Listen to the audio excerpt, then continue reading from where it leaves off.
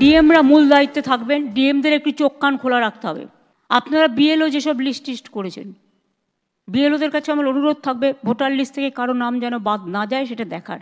সুতরাং এটা মনে রাখবেন, আপনারা চাকরি করেন স্টেট গভর্নমেন্টের, বাংলায় নাম বাদ দিয়ে দেখুন। ছৌ নাচ, ছৌ নৃত্য আছে এখানে, ছৌ নাচ দেখবেন। ধামসা মাদল আছে এখানে, ধামসা মাদল দেখবেন। ঢোল আছে, ঢোল, কাসর ঘন্টা, শঙ্খ বাজিয়ে দেবো দামামা। ভোটে জিততে গেলে আর কি কি দরকার, গদি রাখতে গেলে কি কি দরকার সেটা দেখাচ্ছেন রাজ্যের মুখ্যমন্ত্রী তৃণমূল নেত্রী মমতা বন্দ্যোপাধ্যায়। মুখ্যমন্ত্রী হিসাবে নির্বাচন কমিশনে কাজ করা, নিজের রাজ্যের সরকারি কর্মচারীদের দিচ্ছেন ঠান্ডা হুমকি, আপনারা কিন্তু রাজ্য সরকারের কর্মী। অন্যদিকে মুখ্যমন্ত্রী হিসাবে নিজের রাজ্যের সরকারি কর্মীদের, অফিসারদের হুমকি দেওয়ার পরে কয়েকটা মিনিটের মধ্যে তৃণমূল নেত্রী হয়ে গিয়ে একেবারে নিজের দলের নেতা কর্মী সমর্থকদের উস্কানি দিচ্ছেন। ভোটার তালিকা সংশোধন করতে গেলেই বিপদে পড়তে হবে। অন্যদিকে যেটুকু আমরা দেখতে পাচ্ছি, রাজ্যে কিন্তু শুরু হয়ে গেল বিশেষ নিবিড় সমীক্ষার কাজ, যেটাকে বলা হচ্ছে SIR, sir special intensive revision. বিহারে যেমন ভাবে হয়েছিল এবং গোটা ভারতবর্ষে সেই একইভাবে ভোটার তালিকা সংশোধনের কাজ হবে, দেশের নির্বাচন কমিশন জানিয়ে দিয়েছে। বিহারে ওই 2002 সালে লাস্ট হয়েছিল, সেবারের তালিকাটা রেখে তারপরে যা যা হয়েছে সেটা মিলিয়ে দেখা হচ্ছে।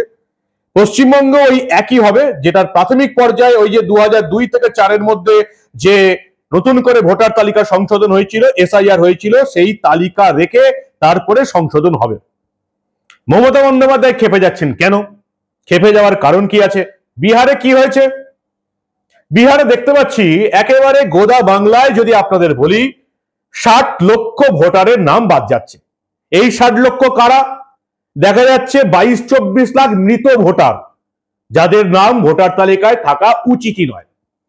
বাকি আরো প্রায় 26-28 লাখ হচ্ছে অন্যান্য জায়গায় চলে গেছে। বাকি কয়েক লাখ বিভিন্ন জায়গায় ভোটার কার্ড করে রেখেছে।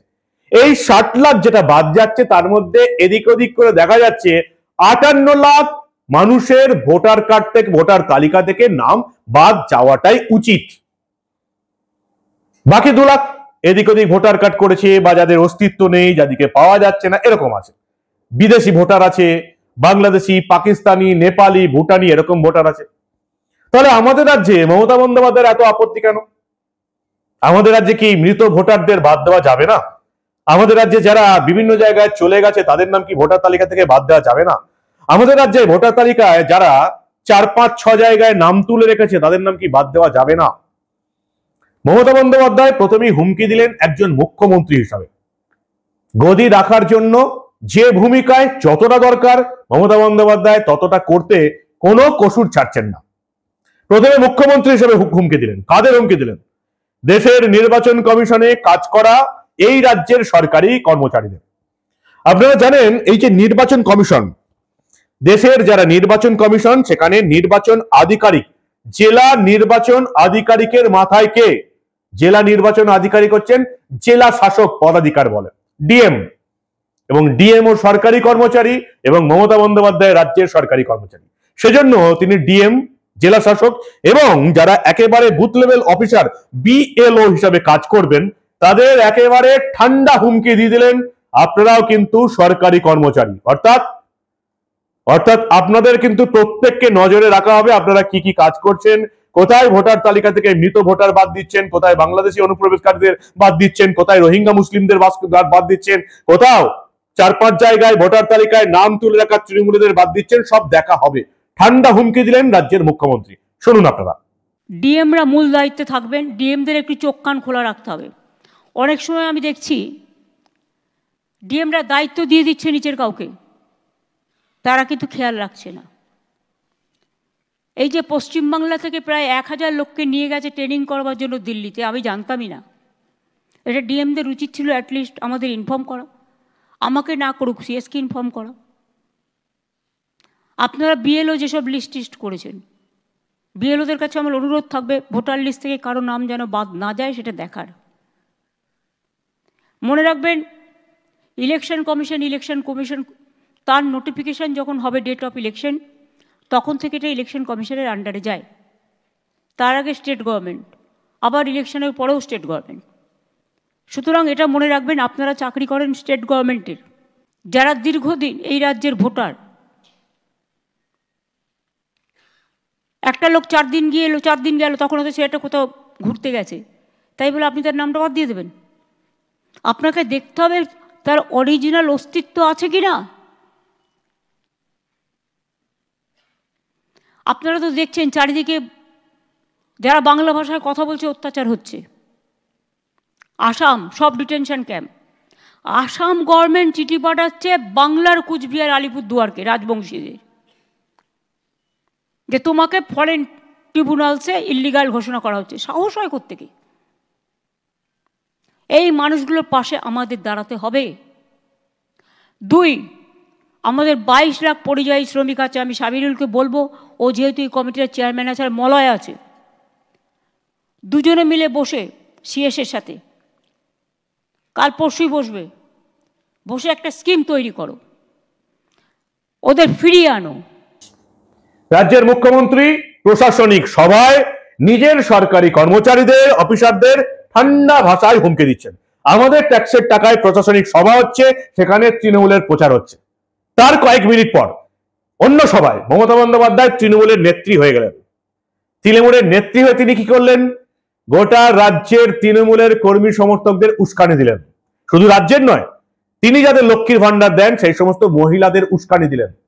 পরিষ্কার এটা একেবারে পরোক্ষে বুঝিয়ে দিলেন, ভোটার তালিকা সংশোধন করতে যাচ্ছ যাও, নাম ফাম বাদ দেওয়ার চেষ্টা করলেই কিন্তু মার একগা মাটিতে পড়বে না।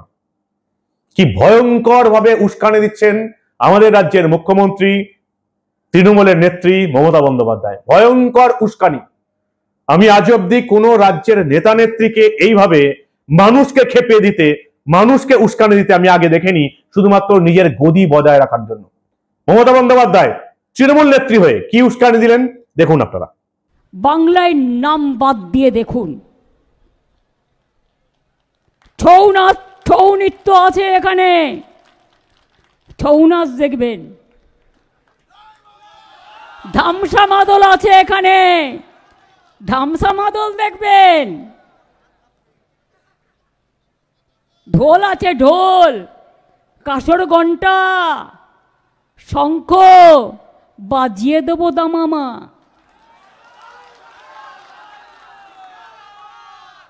নাম বাদ দেবেন যারা জেনুইন ভোটারদের, আমি তাদের বলছি দয়া করে মানুষকে হ্যারাস করবেন না।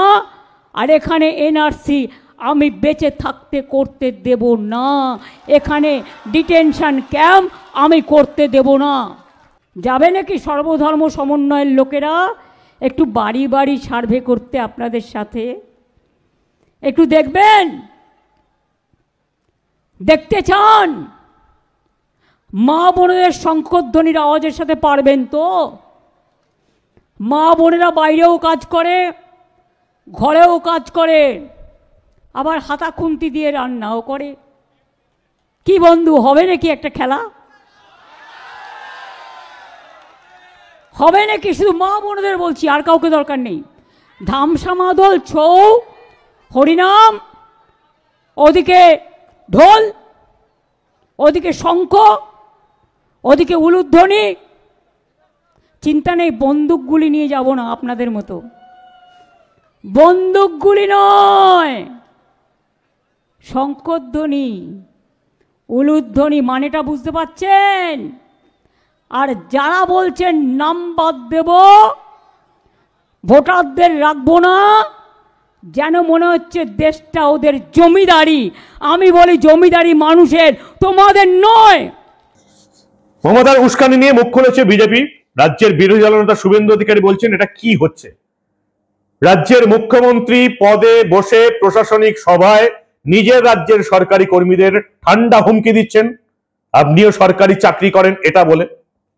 তৃণমূলের সভায় তৃণমূল নেত্রী সমস্ত জনগণকে খেপিয়ে দিচ্ছেন, তৃণমূলের নেতা কর্মী সমর্থকদের উস্কানি দিচ্ছেন। কি বললেন শুভেন্দু অধিকারী, রাজ্যের বিরোধী দলনেতা? শুনুন আপনারা। দেখুন, এসি অ্যাসেম্বলি কনস্টিটিউয়েন্সি 137, বারুইপুর পূর্ব, ফেক লিস্ট। হ্যাঁ, দুটো পেয়েছি আমরা, 294টাই পাবো।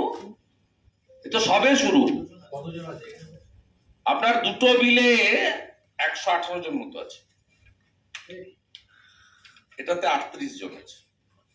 এবারে দেখুন 206 ময়না,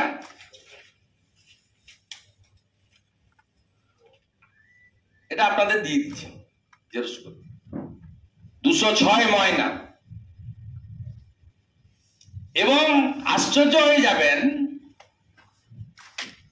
গোটা ভারতবর্ষে ইলেকশন কমিশনের গাইডলাইন আছে এসডিও ছাড়া কেউ ইআরও হতে পারবেন না। এই দুটোতে ইআরও হচ্ছে DMDC, promotee WBCS। The chief secretary completely violating the norms and direction sent from the ECI, Election Commission of India. দুটোতেই DMDC, they are promoted WBCS। তারা অ্যাডমিট করেছে যে আমি ছুটিতে ছিলাম, ওসি ইলেকশন তুলে দিয়েছে।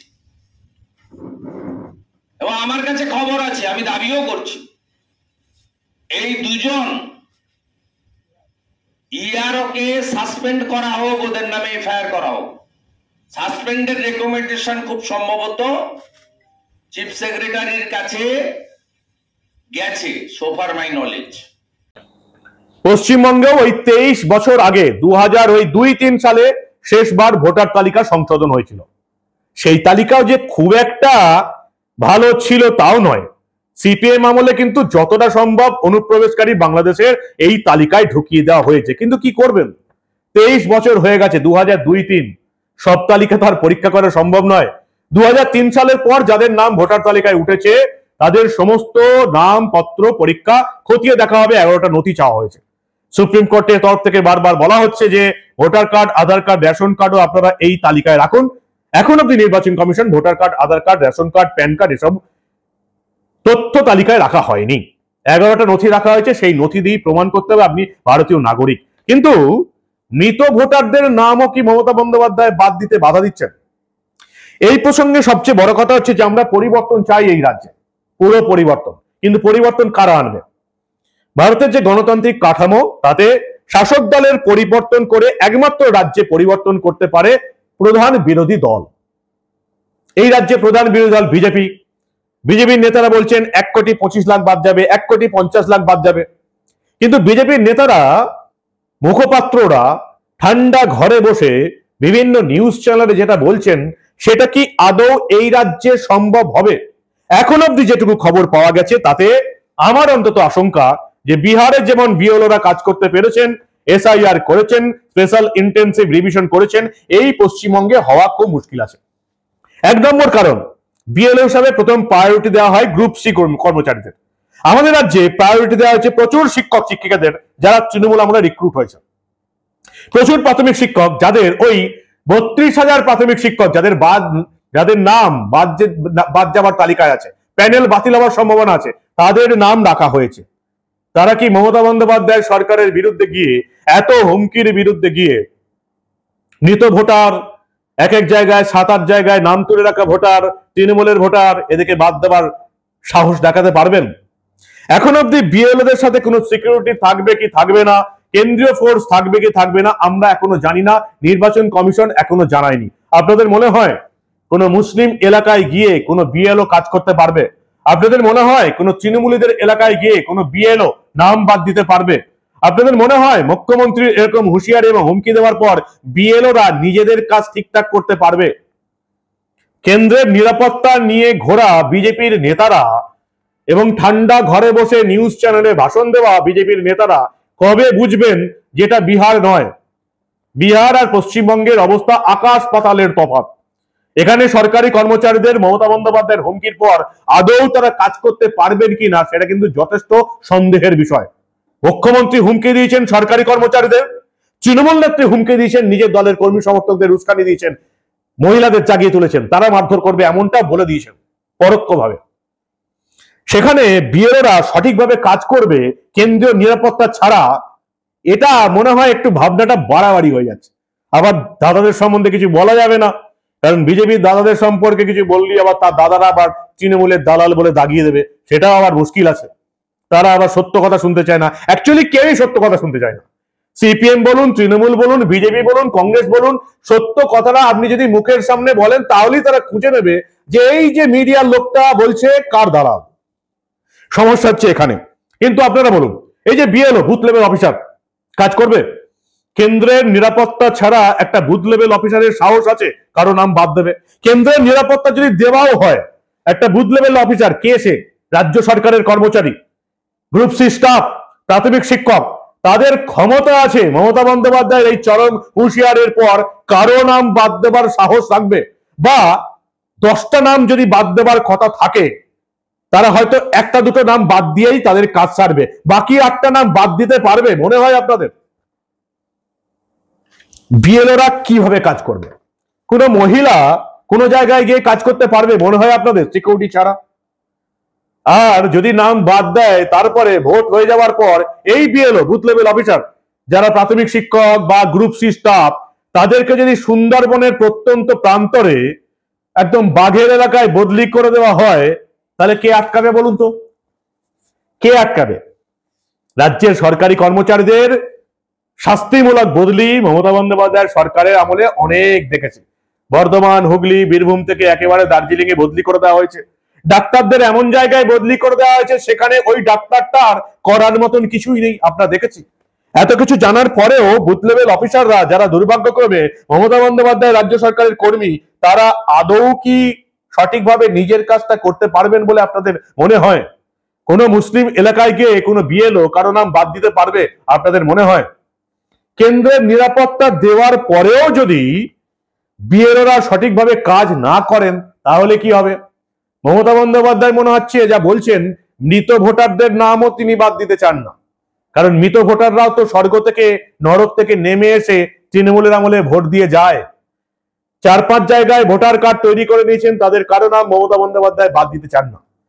যারা এলাকায় থাকেন না কিন্তু তৃণমূলের নেতারা রিগিং করে ভোটটা দিয়ে দেয়, তাদের কারো নাম মমতা বন্দ্যোপাধ্যায় বাদ দিতে চান না। এদের নাম কি বাদ দেওয়া যাবে? মমতা বন্দ্যোপাধ্যায় রাজ্য সরকারের কর্মচারী কি কারো নাম বাদ দিতে পারবে? আপনারা কি বলেন?